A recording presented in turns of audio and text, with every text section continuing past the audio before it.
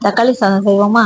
அடுப்புல வானலை வச்சு எண்ணெய் விட்டு கடுகு போட்டு பொரிஞ்சதும் கடலைப்பருப்பு, காஞ்ச மிளகாய், முந்திரி பருப்பு, ஒரு கொத்து கருவேப்பிலை எல்லாம் போட்டு நல்லா கிண்டிட்டு நல்லா பொடி பொடியா கட் பண்ண வெங்காயம், அதே மாதிரி பொடி பொடியா கட் பண்ண பூண்டு ரெண்டத்தையும் போட்டு நல்லா வதக்கணும். அது நல்லா வதங்கி வந்த உடனே எவ்வளவு வெங்காயம் போட்டோமோ அதுல 2 மடங்கு தக்காளி பொடிசா கட் பண்ணி போட்டுக்கலாம், இல்ல அரைச்சி விழுதா கூட சேர்த்துக்கலாம். அதை நல்லா வதக்கிட்டு அது நல்லா மசிஞ்சு வந்த உடனே மஞ்சள் தூள், காரத்தூள், உப்பு சேர்த்துட்டு வதக்கி எவ்வளோ தண்ணி தேவையோ தண்ணி ஊற்றிக்கோங்க. அது ஒரு 8-10 நிமிஷம் நல்லா கொதிச்சு அந்த தக்காளியோட பச்சை வாசனை, மசாலாவோட வாசனை எல்லாம் போனதுக்கு அப்புறமா அதுல வடிச்சு வச்சிருந்த சாதத்தை எடுத்து கொட்டி கிண்டுங்க.